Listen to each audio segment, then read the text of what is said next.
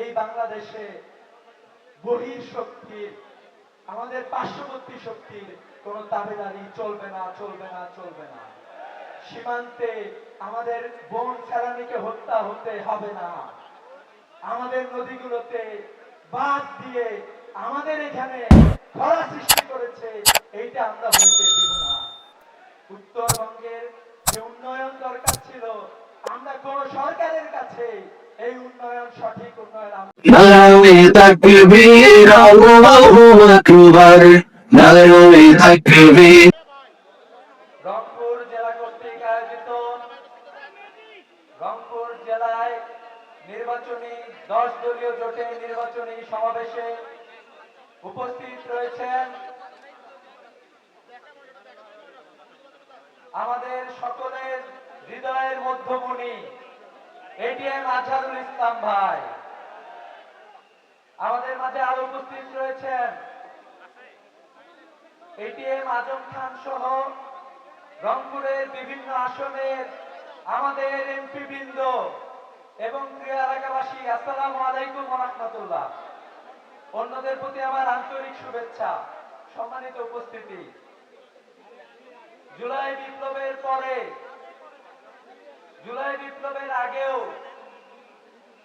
1947 সালের পর থেকে, 1971 সালের পর থেকেও বাংলাদেশের জনগণ একটি নতুন বাংলাদেশ চেয়েছিল। কিন্তু আমরা দেখেছি আমাদেরকে যারা শাসন করেছে তারা এই নতুন বাংলাদেশ হওয়া থেকে আমাদেরকে ফিরিয়ে রেখেছে। নানা রকমের জুলুম বঞ্চনায় উত্তরবঙ্গের মানুষ এবং বাংলাদেশের মানুষকে নিষ্পেষিত করেছে। যখনই কোন সময় বাংলাদেশ ইনসাফ প্রতিষ্ঠিত হওয়া শুরু করেছে, তখনই তারা তাদের চক্রান্ত শুরু করেছে। আমরা দেখেছি 2008 সালের পরে বাংলাদেশে যে ফ্যাসিবাদী শাসন প্রতিষ্ঠা হয়েছিল, এই শাসনের মধ্য দিয়ে বাংলাদেশের জনগণের সমস্ত ধর্মের অধিকারকে খর্ব করা হয়েছে। আমাদেরকে নির্বিচারে জেল, জুলুম, হত্যা, গুম, খুন, নির্যাতিত নিষ্পেষণের মাধ্যমে আমাদের কণ্ঠকে স্তব্ধ করে দেওয়ার চেষ্টা হয়েছে।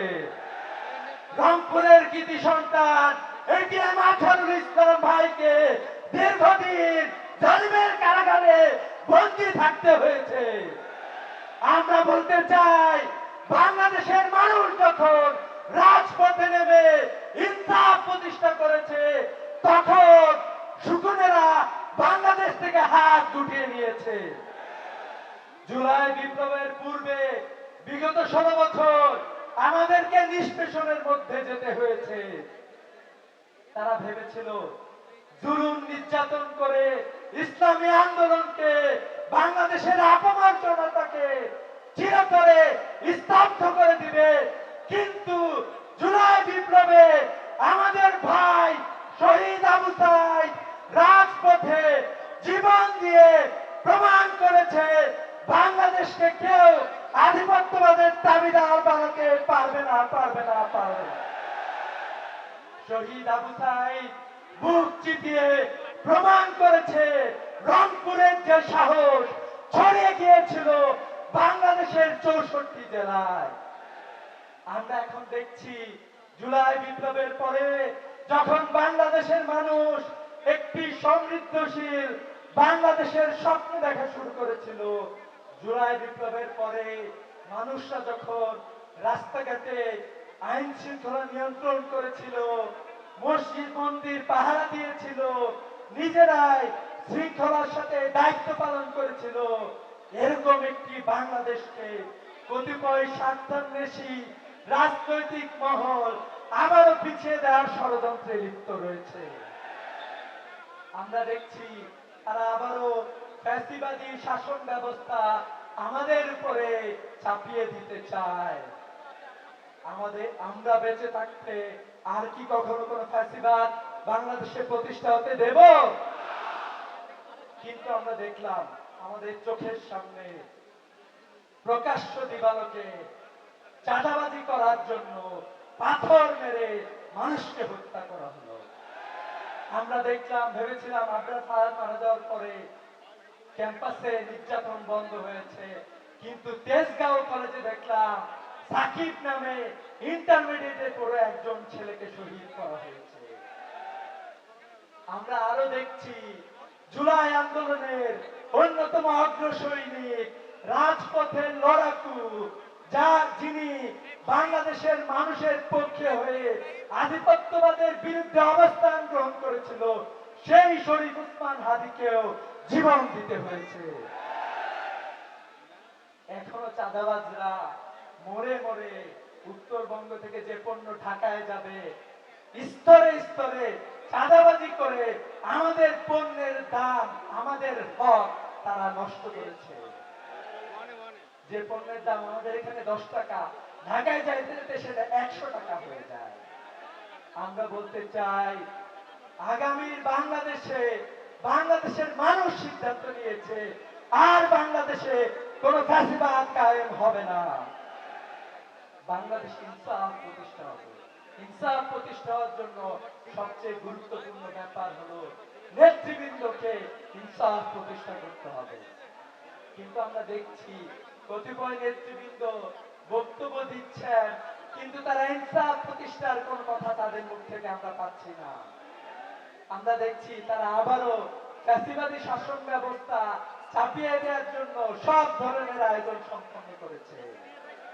আমরা বলতে চাই, জুলাইয়ে আবু সাইদ যেভাবে অনুপ্রেরণা দিয়েছিল, কারাবন্দী এটিএম আজহার ভাই যেভাবে প্রেরণা দিয়েছিল, এখানে জুলাই আন্দোলনের অন্যতম অগ্রসৈনিক আক্তার হোসেন যেভাবে অনুপ্রেরণার মতো কাজ করেছিল, আগামীতে 12 তারিখে বাংলাদেশের জনগণ নতুন এক বাংলাদেশ বিনির্মাণ করবে।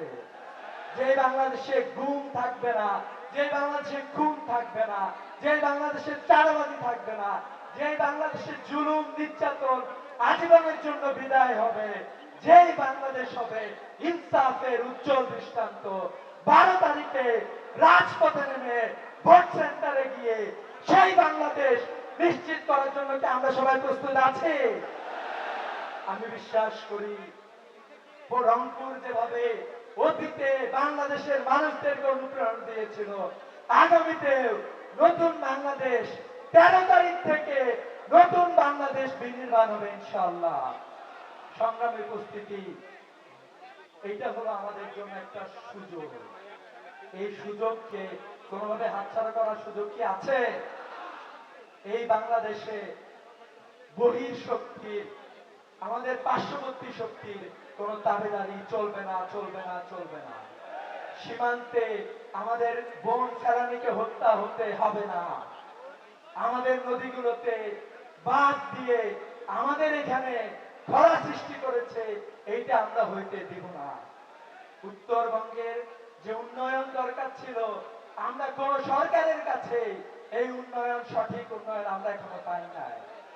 আমরা বিশ্বাস করি, যদি উন্নয়নের সরকার প্রতিষ্ঠা হয়, সেই সরকার বাংলাদেশে ইকুইটি এবং ন্যায্যতা প্রতিষ্ঠা করবে ইনশাআল্লাহ।